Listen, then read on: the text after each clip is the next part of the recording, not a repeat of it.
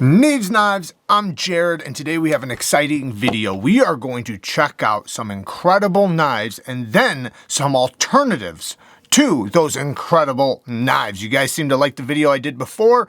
This is kind of similar, but it's going to be a little different, and the knives are definitely different. So the first one on the list is the Emerson Sheepdog. Now, like them, hate them, or love them. That's the way it is with Emerson. You either love them or you hate them.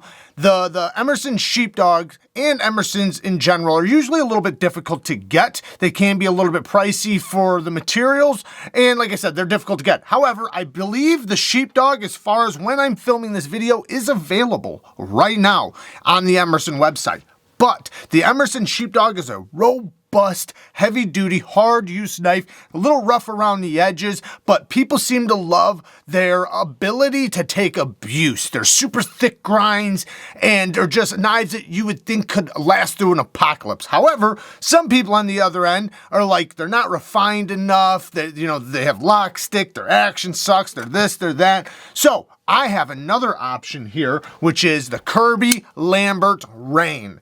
This knife reminds me so much of something like an Emerson, or what it's trying to be. Not even what it's trying to be. Let me be clear about that. What an Emerson represents, because this is a very, very robust grind with some of the best finishing work I've ever seen on a knife. These are made by RIAT. However, you can get them for right around the same price as the Emerson Sheepdog, except for this one has better materials. Instead of 154 cm, we have S35 VN, and like I said, this blade is super robust with a nice hollow grind. So while it's robust, thick, and just like indestructible, it also is slicey because it has a nice deep hollow grind. Beautiful blade shape. Like I said, the finishing works incredible. Titanium bolster lock, and then there's 6 or 7 different examples. So there's a lot of different flavors. Choose your flavor. This one is the burlap micarta version, and then the back spacer is whatever the handle material is on the back spacer, and it's a floating back spacer. Looks killer. Then we have a titanium milled pocket clip that works great. The action is a flipper tab action. Flipper tab is nice and comfortable. You can get a great push button action from it. Snaps out with authority. Very smooth on the drop. Ergonomics are hand-meltingly comfortable. And like I said, this knife, when you get it, you realize, like, man, this thing is super solid. Like, it feels like a knife that could last through an apocalypse. So that is my alternative for the Emerson. Next is the Forever Steel Alcade. I think that's how it's pronounced, the Alcade, which is a transformer knife that goes from a pocket knife where you can flick it open and it locks in place up here on the spine, but you can push the button and put it into a push dagger. Then you can lock it into the push dagger position. The problem with this knife is 2 things. One, it's very expensive. Now, it's got good materials, S90V and titanium, but it's very expensive, and if the blade gets hit on the spine hard enough, it will fail, as far as my example goes. Maybe they fixed this on the new ones, but as far as my example goes, it will fail. So if you ever had to use it in the push dagger grip, you'd hate for it to fail, and then because it would pinch you really, really bad, like really seriously bad. So, it might not be something you'd actually want to use in the push dagger position, at least in, its intended purpose. But I have the Wii Knives Typhus. The Typhus is a 2-position, I'm going to call it a fixed blade. It's a 2-position fixed blade that you can use from a push dagger, or you can position it up to a regular folder. So you can have it as a regular folder, grip the spine, flick it forward, and you see how it slides forward. So you just flick it and then grip it. Now, it does not have a lock. So the one issue, now it does not have a lock, but when you grip it, as long as you're squeezing it, it feels like it's a fixed blade. Like, it feels locked in place. It doesn't take much effort to make this slide, and it also doesn't take much effort to hold it in place. So you can have it in a regular knife position, and it's going to feel very solid. It's going to work just like a regular knife, but with very little effort, you can slide it forward into a self-defense grip. Now, the sheath only carries it in the self-defense grip, which makes sense because if you're going to need to get it out rapidly, this might be the way you want to go, so you can unbuckle it, grip it, get it right out immediately into the push dagger and get to work. 20 CV steel, titanium handle, so titanium scales with 20 CV steel, and yeah, super solid, and I feel a lot safer with this one than the Forever Steel one, even though I think they're both awesome. The price tag is a heck of a lot better on the Wii knife version. Next is the Microtech OTF HERA, the Microtech HERA, USA made. Beautiful knife, extremely well done. Very clean action from the OTF, but this is around $440, something like that, give or take. Beautiful ceramic ball clip that actually works really well. I love the button on the Microtech. Like I said, clean braking action from this OTF. Beautiful knife, but very expensive.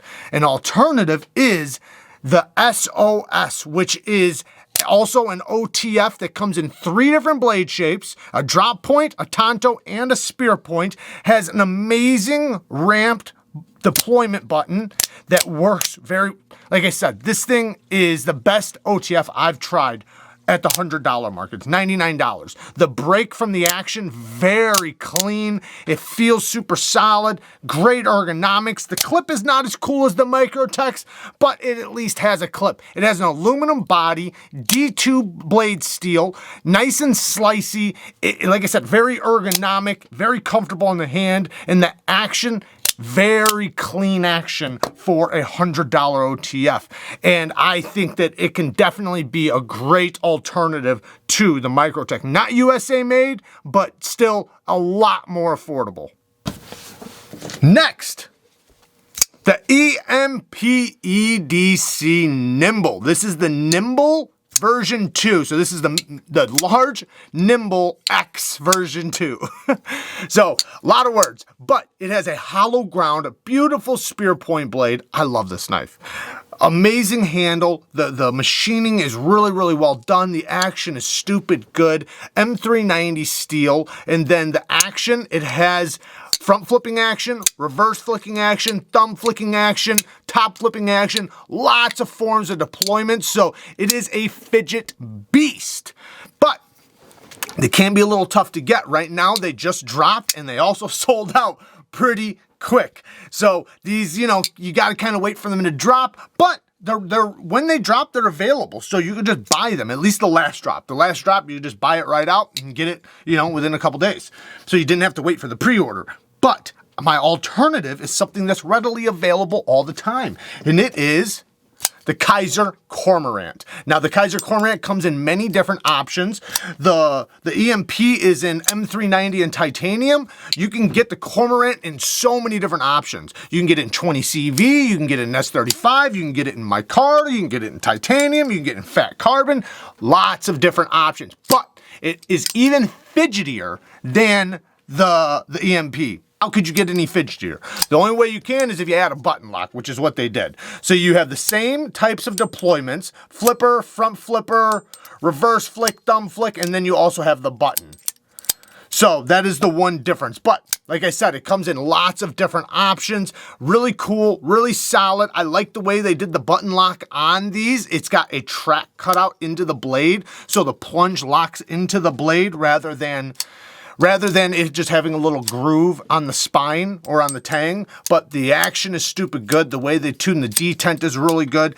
And so far, all of them that I've tried have been extremely fidgety. Ever since the first one I tried. The first one I tried, I didn't like the best, but since then, it's been a while and they've refined it a lot and it's really nice. So these things are readily available and there's lots of different options for you. Next, the Tactile Maverick, the new Tactile Maverick. Now, the beautiful thing with this, well, one, it comes in 2 different options. USA made, we love that, we love USA made, but it's not available for everybody at the moment. Like eventually it will be, but right now they're trying to make as many as they can as fast as they can, but they can't keep up with demand. Now this one is the micarta version, Richlite micarta. Not a big fan of it. I do have a full review on this with an edge retention test. So if you want to see how good MagnaCut does at 63 to 64 HRC, check out that video because that's what's awesome about this.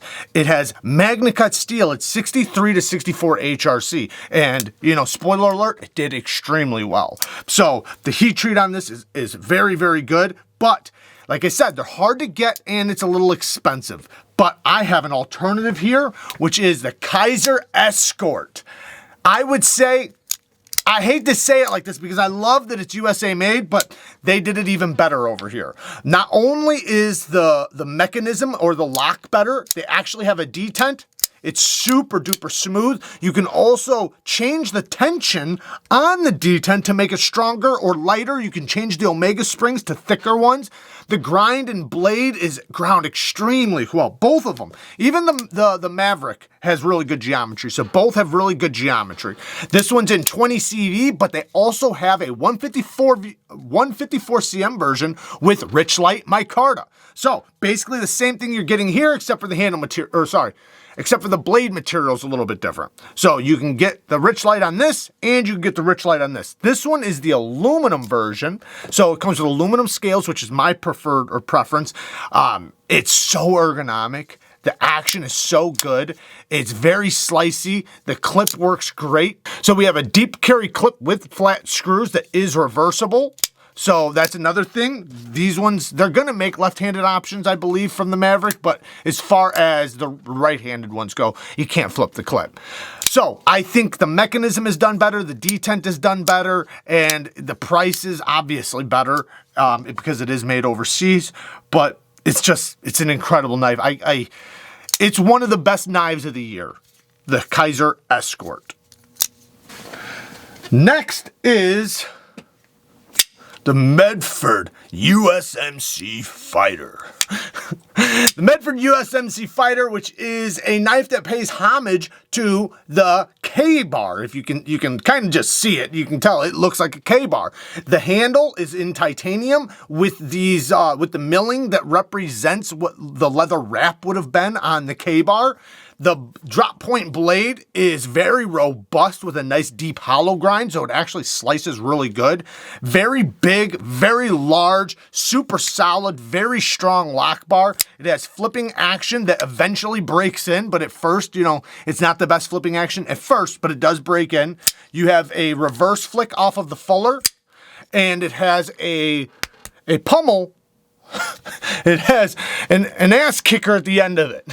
It's got something so you can bash things. That's what it is. It's a titanium, basically a piece of titanium that's made to hit things. So really, really cool, but these things are expensive. USA made, S35 VM, but they come in different blade materials. They're all titanium frame locks, but extremely well done. Awesome, awesome knife. Very robust, but it's very expensive. So my option to be an alternative is a very affordable knife, the TWOSUN TS394. If you look at these, they are very similar. I'm not going to say it's a copy, but it's very similar. So we have a drop point blade, again with that swedge, very similar drop point blade, except for this one's not a hollow grind. The handle material has a frag pattern on it to add some gripping. It is very ergonomic, like extremely, extremely ergonomic. The one downside is it does not have a clip, but it is a titanium liner lock. It is a titanium liner lock, has a steel lock bar insert, very fidgety. Great action, stupid smooth. You can reverse flick off the fuller again, and you also have thumb studs. So lots of ways to deploy this knife. It has a hidden lanyard in the back. And it's just a super solid knife that might not be as tough as the USMC Fighter, but it has a similar look and has a very, very affordable price considering the materials and the price of the USMC Fighter.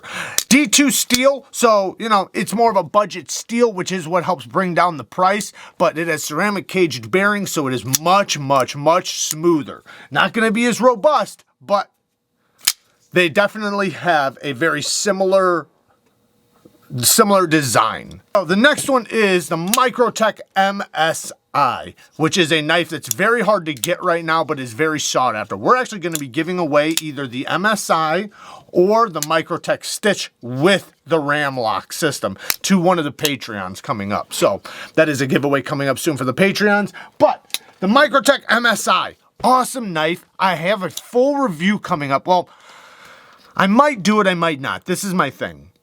You guys don't like watching full reviews, and I would wind up taking one of these and making it, I'd beat the heck out of it. Beat the hell out of it and test the lock, see how tough it is. And when I put forth all the effort and work to do those videos that I want to do, you guys don't watch them. So I'm kind of hesitant on ruining a knife that's so hard to get for a video that you guys aren't even gonna watch, but we'll see, we'll see. Let me know down in the comments if you guys would like to see the video of the RAM lock put to the test. And we'll also test the steel if we did the video. But I did plan on doing it, but we'll see. Anyways, this knife is in the M390 steel that they souped up a little bit. It's Microtech's M390. They put a little magic in it. Supposedly made it a little bit better. I haven't tested it to the extreme yet, so I don't know if it's any better or worse. I prefer them to just raise their HRC on the M390, but it has the RAM lock system, which is their new locking system that is a drop-in system that feels incredibly strong and supposedly is. That's something we'd have to test.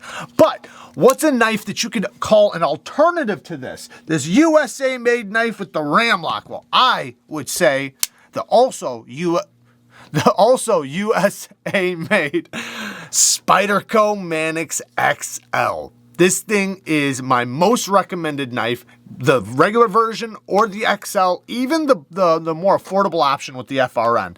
It has one of the most useful blade shapes, and if you look, their grinds, or the edge, isn't too far off from each other. Yes, the tip goes up a little bit higher on the drop point than on the sheep's foot, but they have a somewhat similar cutting path.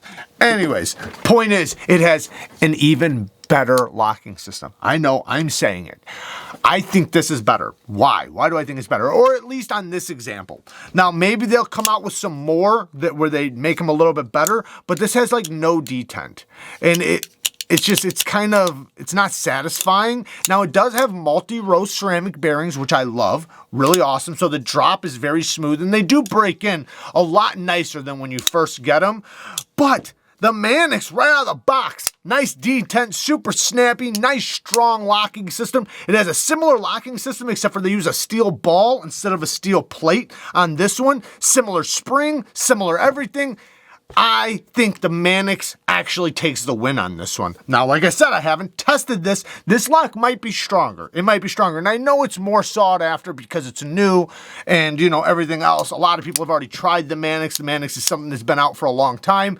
But, man, it's hard to beat. We got to admit, this is one of the most unbeatable knives on the planet. Not only does it have the fidget factor and detent, the action is stupid good. It's very, very smooth. It's robust. It's slicey. Good heat treat. That's another thing. Fantastic heat treat on any Spyderco steels. So this is definitely an alternative that I would probably recommend even more than the MSI.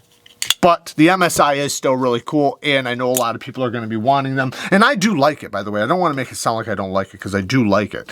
And as far as the testing I've done so far, you know, I'm loving it. But, you know, I haven't abused it. So we'll see how that goes. But until next time, thank you guys for watching. Love ya. Peace.